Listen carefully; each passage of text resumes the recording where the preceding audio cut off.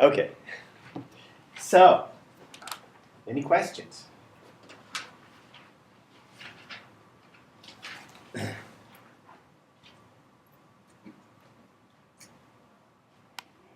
No? Okay. So, our goal for today is to compute an object like this. It's a correlation function. I'm just picking a 2-point correlation function to be definite, but everything I say will apply to more general correlation functions. In this interacting field theory, described by our Lagrangian, which I wrote down last couple times, with, let's say, a phi to the 4th power interaction, just to be definite. And so this is an interacting theory, and so phi is fully interacting field. You can think of it actually, it evolves according to the interacting Hamiltonian, and that means it's a Heisenberg picture field.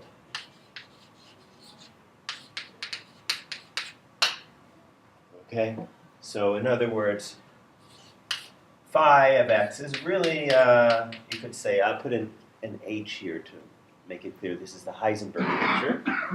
That means it's phi at some time t and position x. And it means you take the field at some reference time,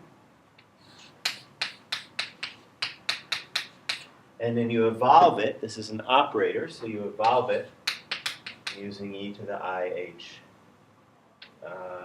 t minus t0 to the minus ih t minus t0, conjugating this field at time t0 with this evolution operator.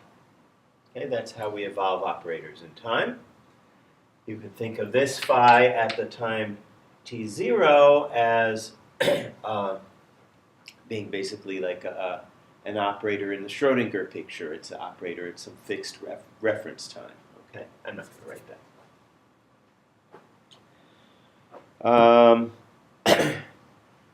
And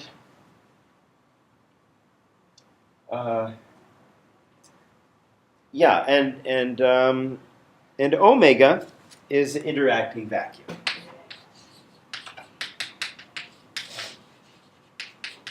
And we'll see today how to compute that. Okay. So, but in order to reach this goal, we need to reduce everything to calculations that we know how to do. And those, the calculations we know how to do involve free fields. So we want to re-express everything here in terms of free fields. Free fields with just the usual, creation and annihilation operator in them. We know the algebra of all the creation and annihilation operators. So in principle, we can compute any correlation function in the free field theory. So that's what we're going to try to do. Last time we saw how to express this interacting field in terms of free fields. Okay, and and the way we did that was, it was a little bit involved, but let me just say this. We want to express phi of x, and this phi really means phi sub h, but I'm just going to drop the h's. Okay, and omega in terms of free fields. I'll put this in quotes, but what I mean here is the interaction picture fields phi sub I, which evolve according to the free Hamiltonian instead of this interacting Hamiltonian. And they behave just like free fields. They have the same mode expansion as the free fields, and essentially we can think of these as free fields, and phi, the full interacting phi, is a perturbation of those free fields when we turn on the interaction. Okay, so we saw how to express phi, the interacting phi, in terms of the interaction picture free fields. And I think for completeness I need to write that down once more because we'll have to refer to it. So phi of x was related to the interaction picture field by, write the full thing out, e to the I h t minus t0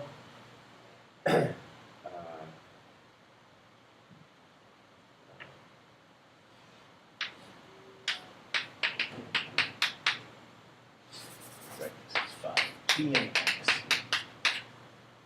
t0x. It's our reference time.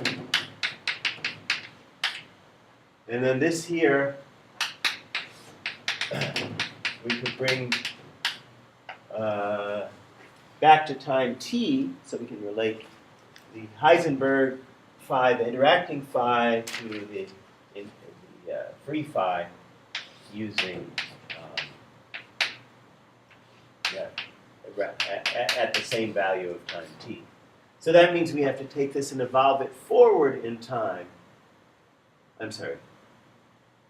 Move this right there.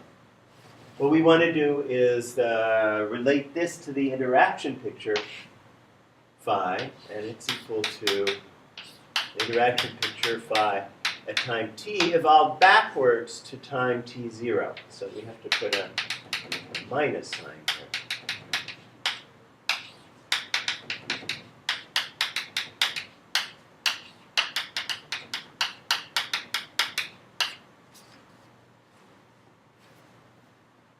Okay.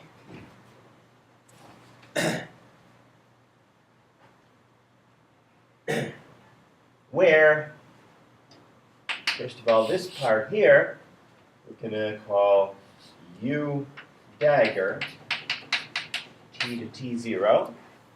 It's our interaction picture evolution operator. And there's phi sub I time t x, and then u, and I'm going to keep that subscript I on the u, t comma t0.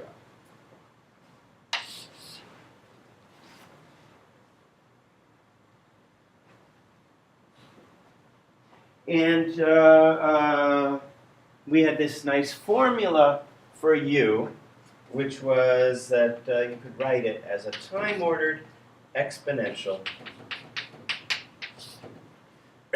from t0 to t of the interaction Hamiltonian, interaction picture Hamiltonian.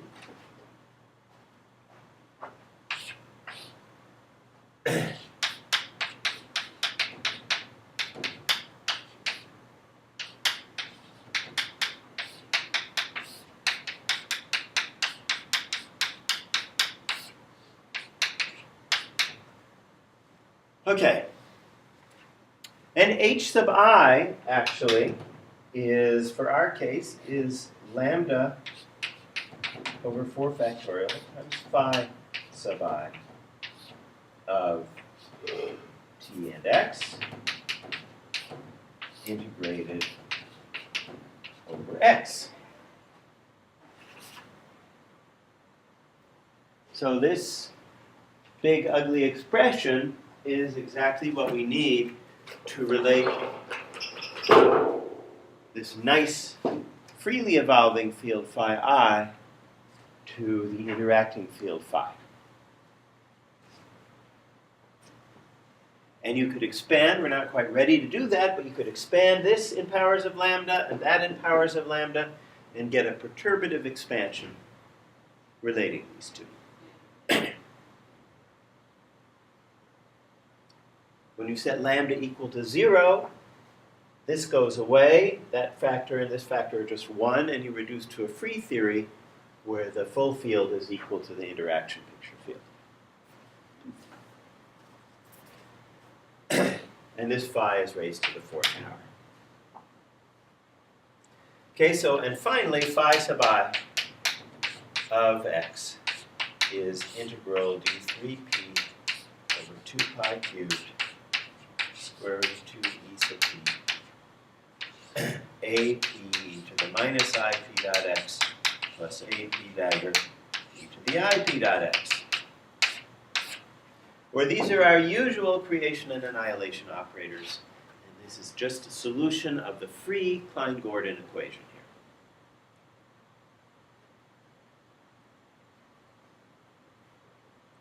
Okay, one reason this is so messy and complicated looking is it's completely general. This would have worked for any Lagrangian, any Hamiltonian at all.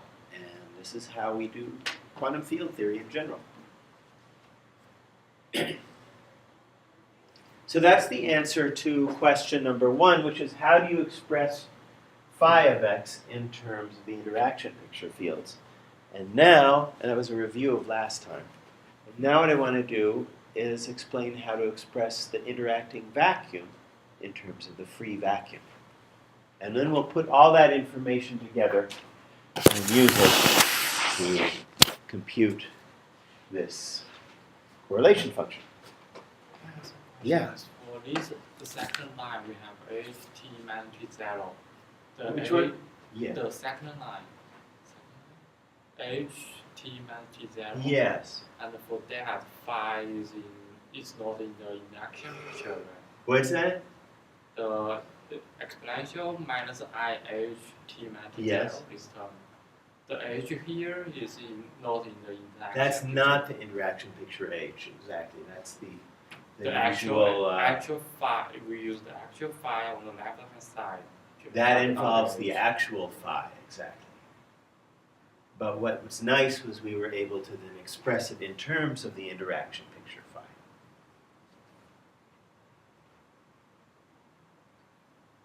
Okay. Question or itchy head? Okay.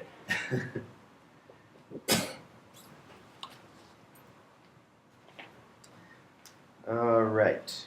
So let's talk about the vacuum.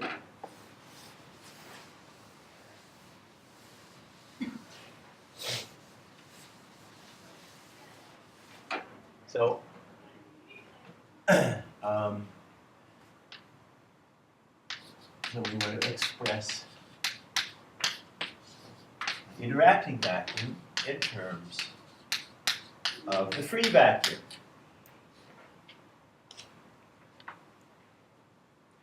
Now, the idea here is we can start with a free vacuum in the far past. And we can evolve it forward in time using the Hamiltonian. And previously I described to you how you could do this using the adiabatic theorem by slowly turning on lambda. Okay, that discussion was really more just a discussion of principle. In principle, we know we can do this thing. In practice, applying the adiabatic theorem is one more level of complication. And there's a simpler way to think about it. Okay, so namely, you just take a vacuum state, take the free vacuum state, take the interacting Hamiltonian, and just apply that Hamiltonian to evolve it forward using the interacting theory. And eventually, we hope it will settle down into the true vacuum of the theory. It's starting in some state, which was the free vacuum, which is no longer the true vacuum in the interacting theory. But if you evolve it long enough, as long as it has some component of the true vacuum in it, it'll eventually settle down into that vacuum. So I want to make that precise. So take this free vacuum and evolve it forward using the interacting Hamiltonian. So that means you apply e to the minus iht on the free vacuum. Okay, I'm going to now I'm going to insert a complete set of intermediate states. which I'll take to be energy eigenstates of the Hamiltonian H. This is the nth energy eigenstate. It has energy E sub n, so I can write this actually as sum of e to the minus I E sub n t n 0. Now let me separate out the first term here. The first term in this expansion is the n equals 0 term, is the lowest energy, corresponds to the lowest energy state. That's omega by definition. Okay? So I get, for the first term, e to the minus I E0 t omega omega the free vacuum. And then I have a bunch of other terms. So these are the sum over the excited states. What's happening here? Still recording? Yeah. Okay. So e to the minus I E sub n t n n 0.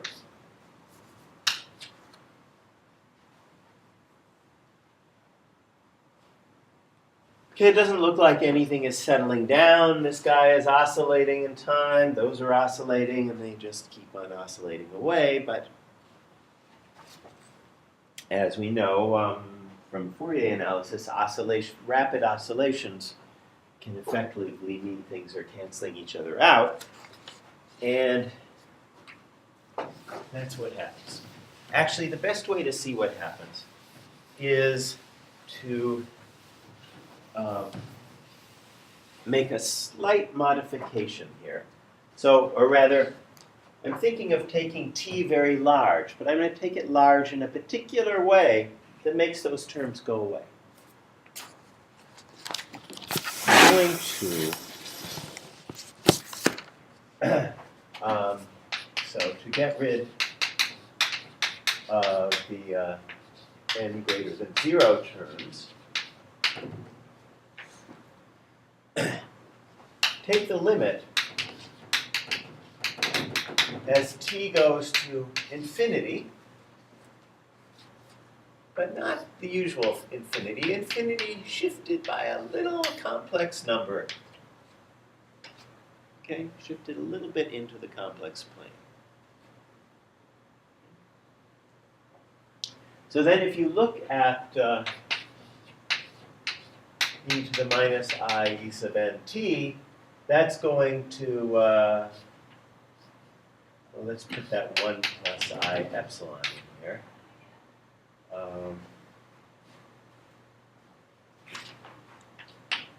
Then you see that,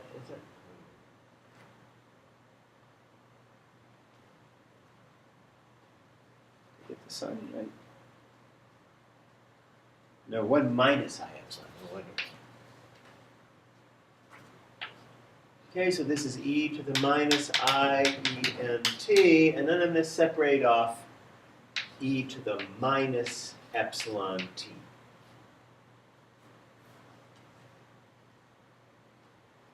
Times en.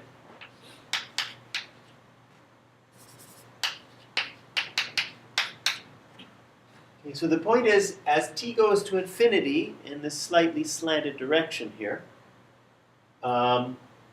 this exponential damping factor makes a lot of the terms small. Okay.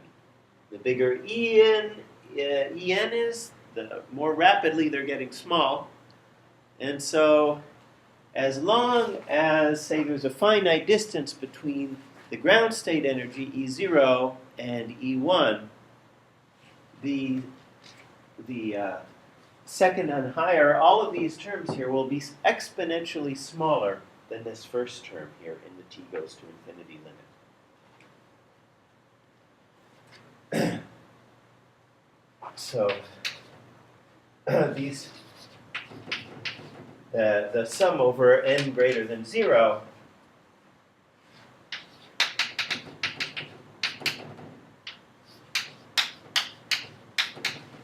is exponentially suppressed compared to the first term.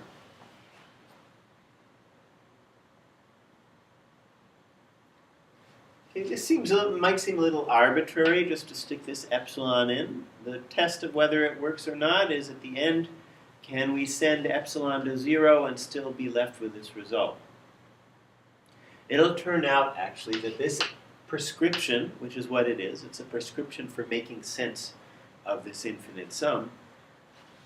This prescription with adding this I epsilon is actually equivalent to the epsilon prescription that I showed you earlier due to Feynman for defining a time-ordered Green's function.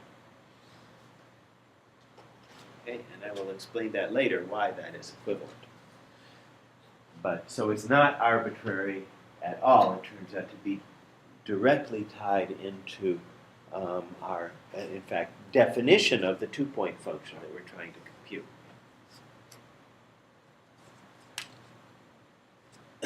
So in this limit, then, so in the t goes to infinity times 1 minus I epsilon limit, we have that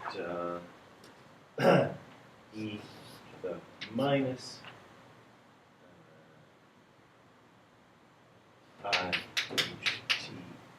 The free vacuum is equal to a phase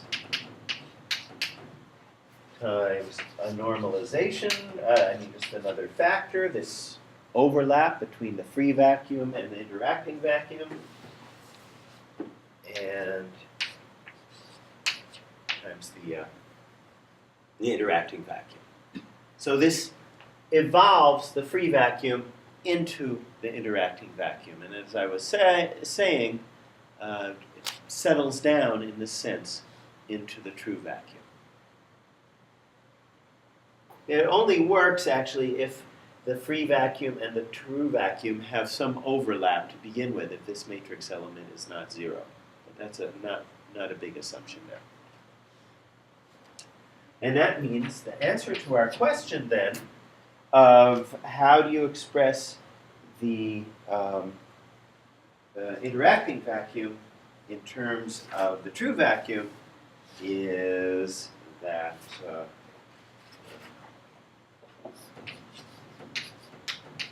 omega, the true vacuum, is equal to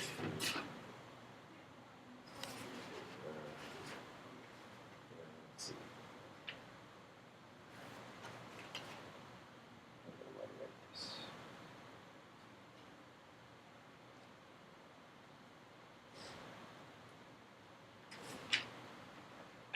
E to the I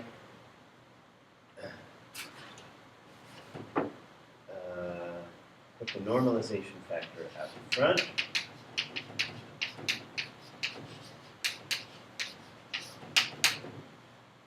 Times e to the minus I h t not 0.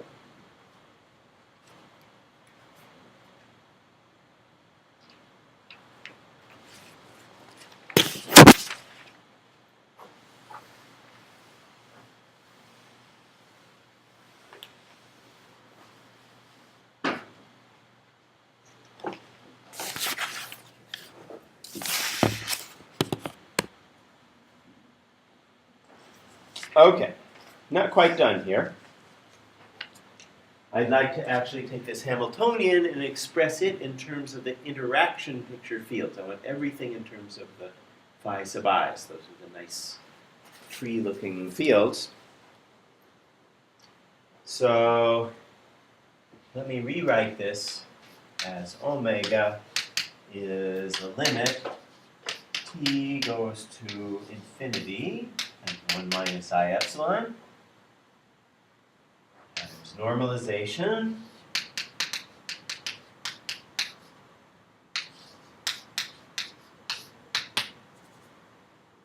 times minus I h t 0. This should have been a limit.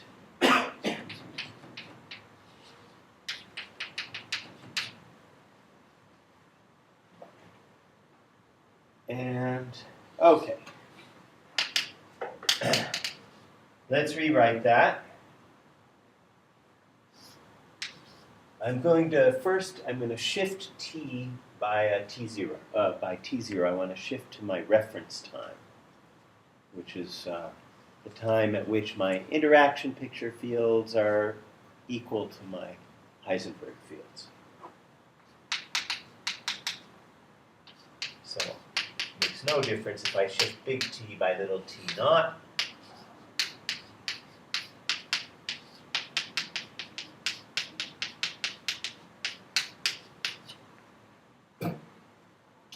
And I'm going to do something else. I'm going to add in here in e to the I h0 t plus t naught. Like so. Why is that? Well, because this is the free vacuum, we'll define its energy to be 0. Just like we've been doing, we shift away that 0-point energy so that the free energy is 0. I mean, the energy of the free vacuum is 0. And now this times this should look like something. It looks like one of these U operators, right? In fact, what it is it's the U operator that takes you from minus t up to t0. Because this is really t0 minus negative t, if you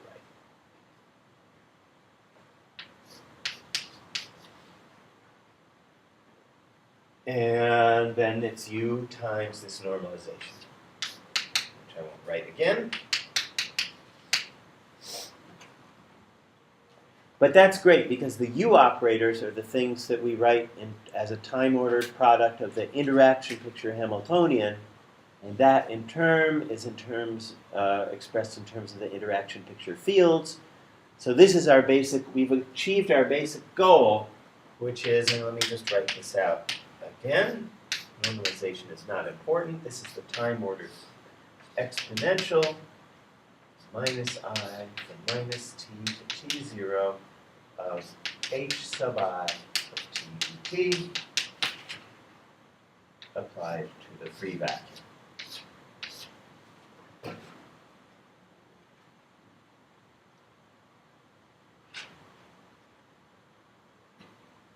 Take the free vacuum far in the past, starting far in the past at time negative t, and we evolve that forward in time up to our reference time. And by the time we get there, if this t is big enough, we will have a state which consists only of true vacuum. All the other components of the state we started at have disappeared. Settle down into the true vacuum. Yes, sure. We can change this vacuum to any state. Which vacuum? For the first argument, we can just change the zero vacuum into any state, and all the following arguments should consist. So you're saying if I took this to be some other state, like the first excited state or something? Yes, and all arguments stay the same. Goes for the vanishing of the other term. Yes, you're right. We could have started in any state at all, as long as it had an overlap with the true vacuum. Yeah. And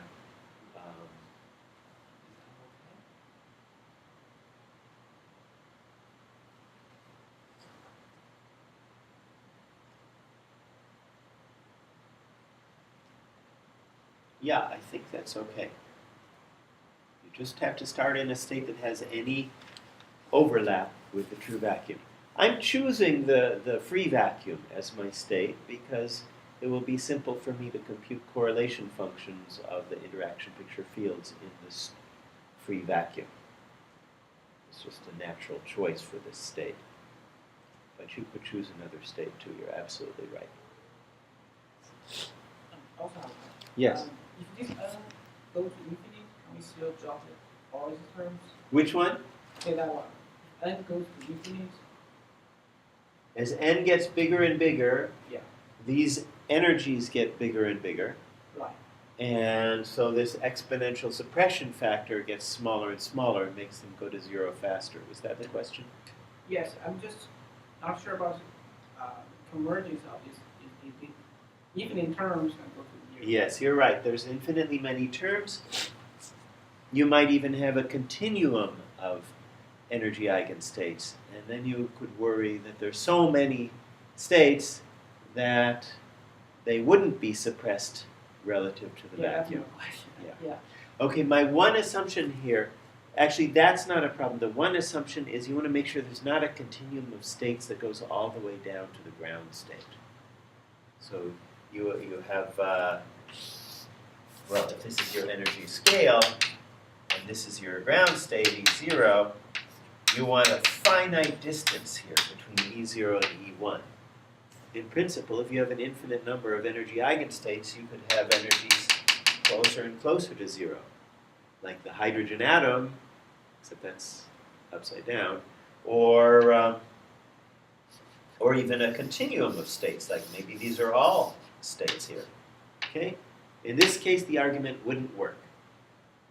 So basically what I'm assuming here is that there is a gap in the energy spectrum from the ground state to the first excited state. It turns out it's okay, it's perfectly okay to have a continuum up here, just not down there.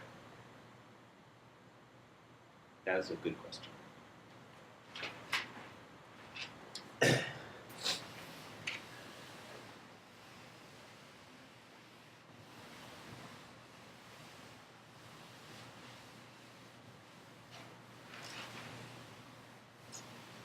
Okay, so now we have the interacting vacuum in terms of the free vacuum and the interaction picture fields, and we also have the interacting fields. Now we want to put everything together. Okay, so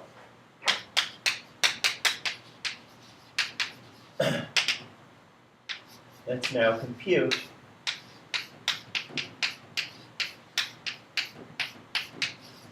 this. Okay.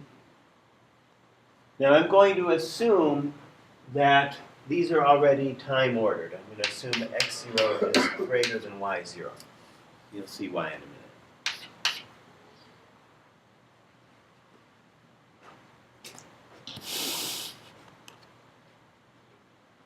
Okay, so first of all, let's replace that interacting vacuum by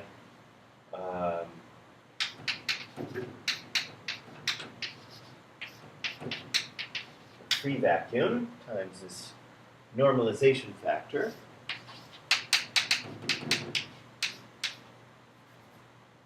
So this would be, this we already had. I didn't tell you what the bra for omega was, but you can easily see it's going to have just the same form, a normalization factor, but t will be replaced by minus t, and this will be complex conjugated. Anyway, this is what we get for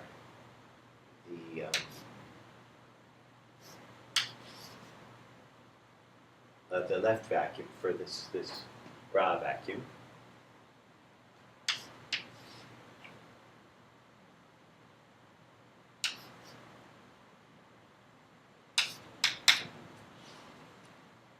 Sorry, that's it.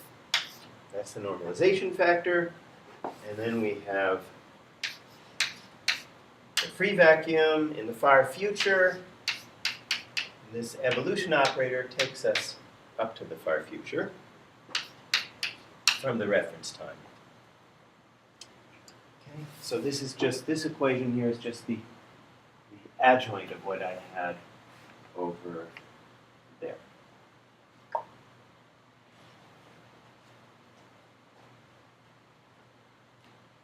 And then phi of x is equal to, well, what we do is we take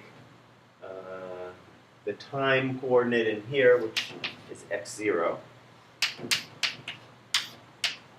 use u to relate us to coordinate to the time of x0 back to the reference time.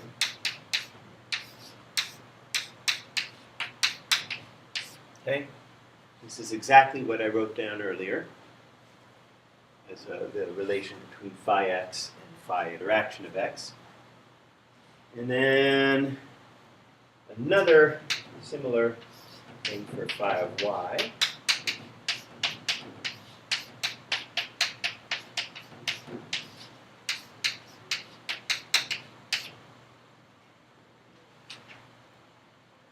And then finally, the vacuum at time minus t, or rather the interacting vacuum over here, we relate by starting with a free vacuum at time minus t in the far past and evolving it up to the reference time. And we also need a normalization factor down here.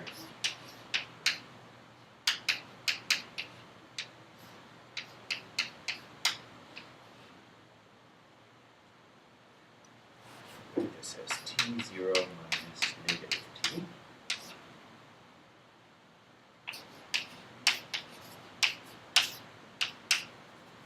There. Okay. So these u's are all expressible in terms of interaction picture fields, and this is where we want to be here. This is expressed everything in terms of free vacuum and interaction picture fields. So can I do anything without? Yeah, maybe I'll just work with this blackboard here, so I don't have to keep rewriting everything. Now this u times, let's see, this u times that u dagger. First of all, this u dagger, I can switch the order of t0 and x0 to get rid of the dagger. So I can write this as u t0 x0. Similarly, over here, I can switch the t0 and y0. Get rid of the dagger. And now I can combine my u's together using this composition law, that if you evolve something from x0 to t0 and t0 to t, that's the same as evolving it directly from x0 to t. Let me just erase this. With the t in there. I'll do the same over here. I will just evolve directly from y0 minus t to y0.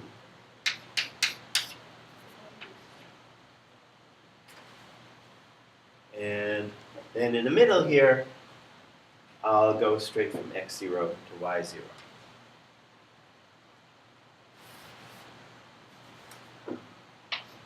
There we go. That's looking a little better.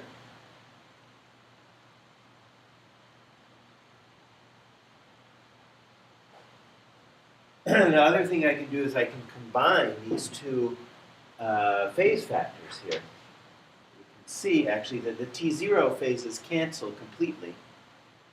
This t0 cancels with that, e to the plus I e0 t0. And so then I'm left with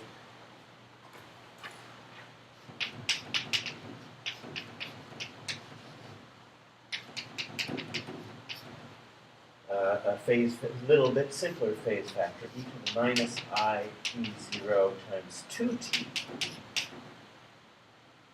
And then I have this overlap squared. Minus 1. And finally, I have to erase this one through 0, u t comma x0, phi I at x, u x0 to y0, phi I at y, u y0 negative t acting on the free vacuum.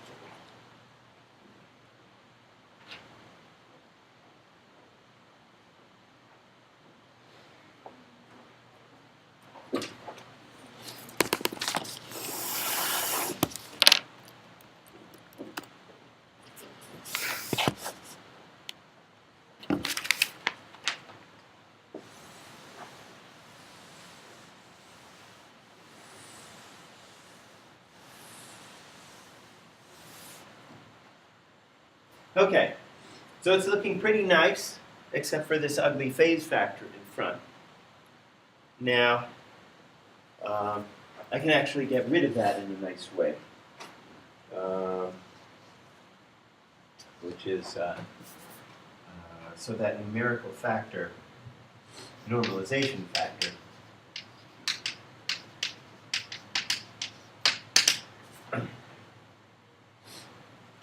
if I had computed without the phi's here, if I had just computed the norm of the true vacuum state, turns out it's related to that phase factor. Okay, this we define to be equal to 1.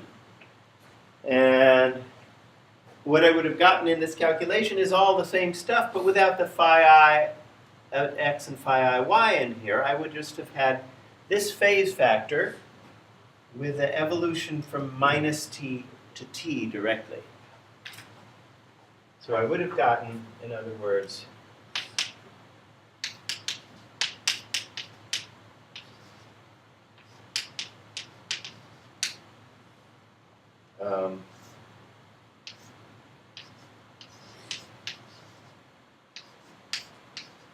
exactly the same thing, but without the phi's.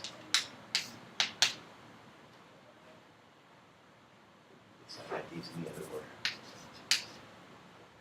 Times u from minus t to t.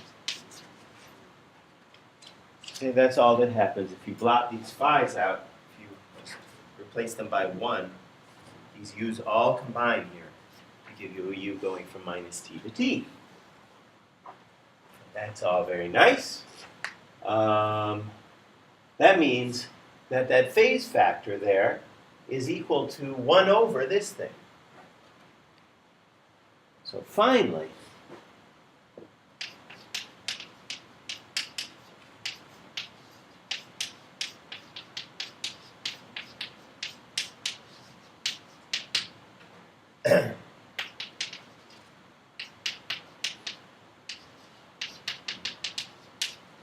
I'll put that on top.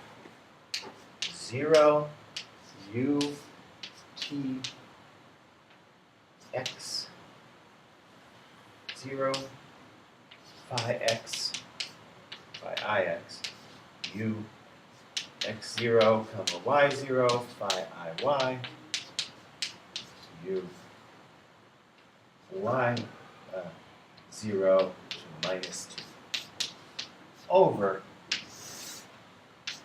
0 u t minus 2. Zero.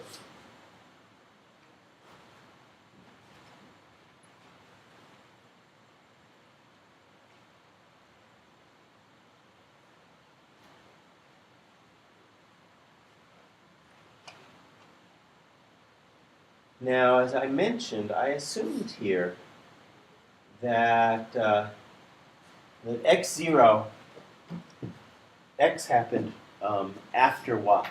I assumed x0 was greater than y0. Okay. I wanted that to be true because I wanted to this evolution operator to go from this time in the future to x0, okay, without anything happening in between. Okay, so I didn't want y to happen after x if I wrote this. Otherwise, I would have done this from t to y0 if y was greater and put phi y here. Well, think about this a little bit, but it takes a little bit of thinking to totally convince yourself. But built into this was the assumption that phi x and phi y are in time order. If they hadn't been in time order, I would have ended up with the same thing. I still would have ended up with the later operator here being closer to this later time t. So that means what I've really computed, if I take away the assumption that x0 is greater than y0, what I've really computed is the time-ordered product. Because this automatically ends up ordering the fields in time order for us. So the RHS is automatically time ordered, essentially because it involves these evolution operators which evolve us forward in time. I've written it in such a way, the answer in a way that it involves evolution operators.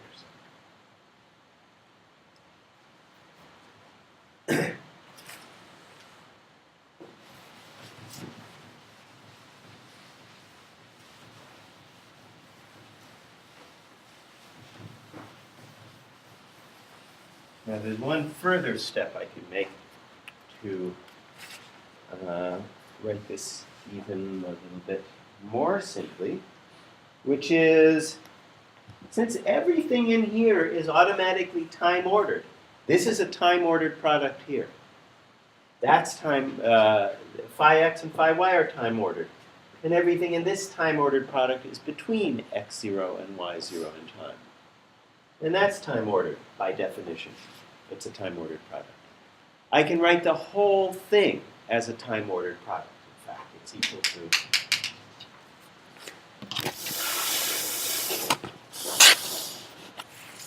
limit of 0 maybe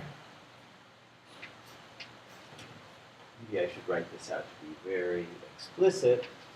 I'll write this u out, time ordered exponential from x0 to t, h sub I of t dt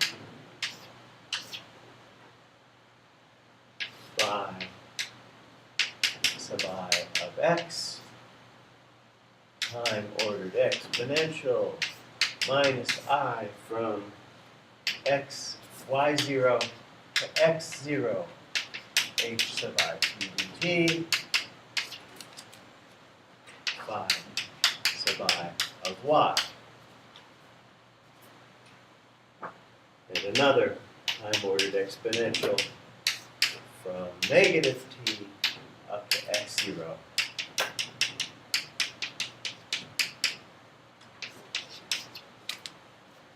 Over the denominator, I won't write that yet.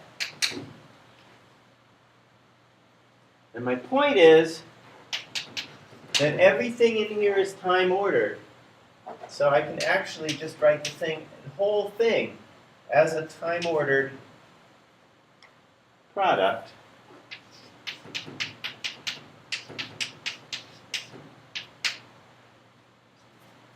Lowercase phi.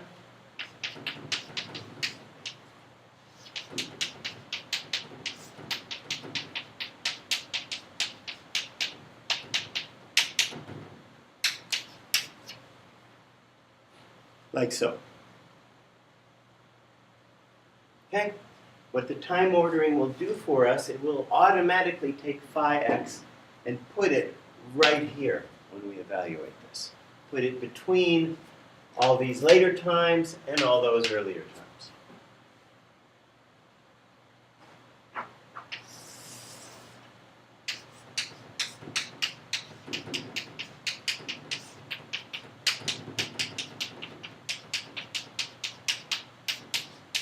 There we go. That's the full expression there. Expressing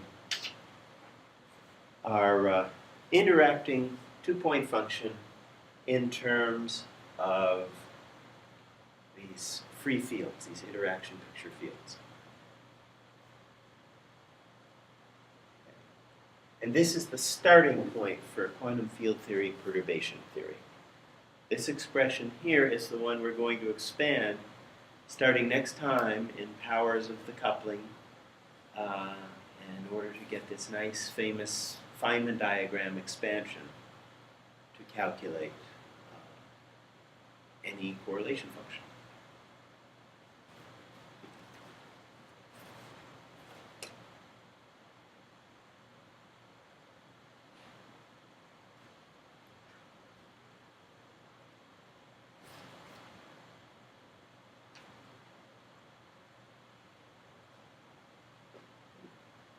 So this h sub I, again, it's also in terms of interaction picture fields. And there's our lambda, so we'll expand the exponential out, just like we expand any exponential out. And we will end up with a whole bunch of terms, but all of these terms, essentially, everything we have to calculate will boil down to calculating a bunch of correlation functions in the free field theory. So the types of things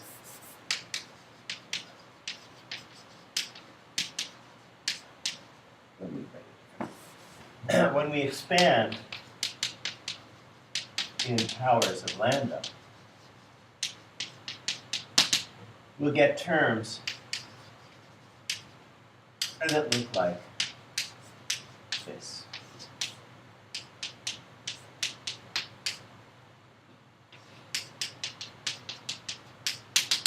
With a whole bunch of interaction picture phis sandwiched between the free vacuum.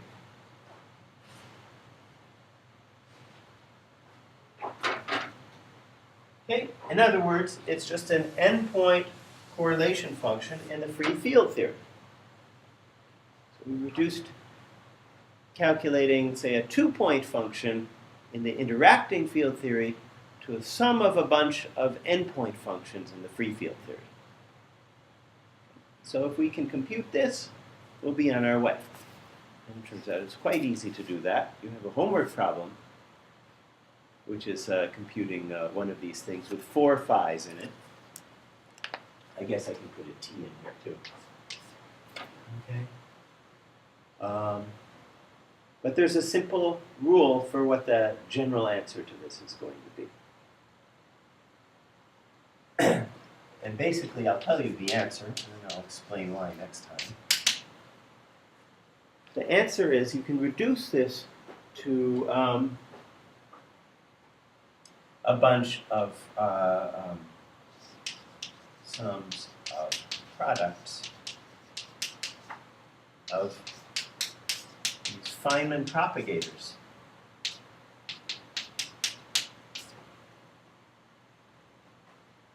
Okay, which you will remember is equal to the integral of d4 k over 2 pi to the fourth of p I over p squared minus m squared plus I epsilon.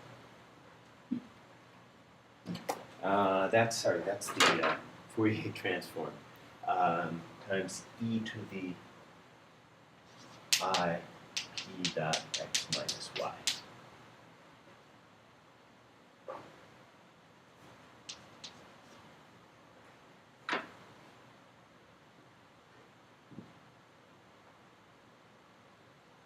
So for example,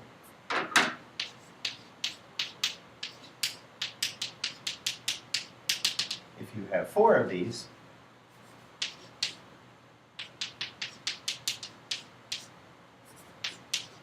the answer turns out to be that you just take all possible pairs of points here and compute the Feynman propagator for each pair of points.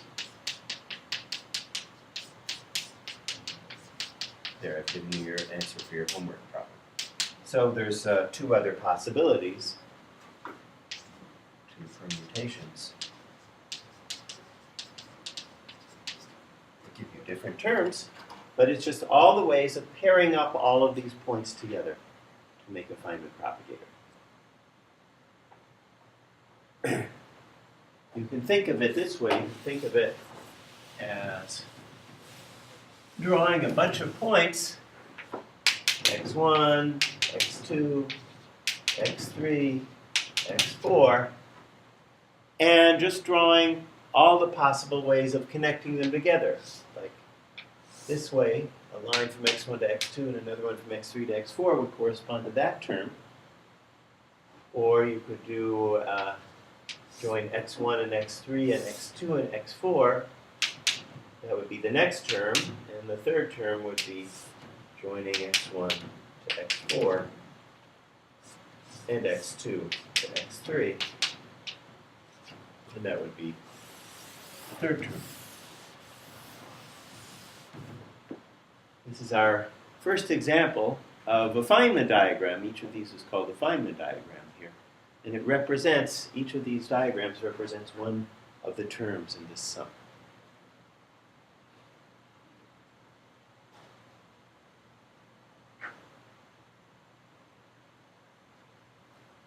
Oops, sorry, Zach.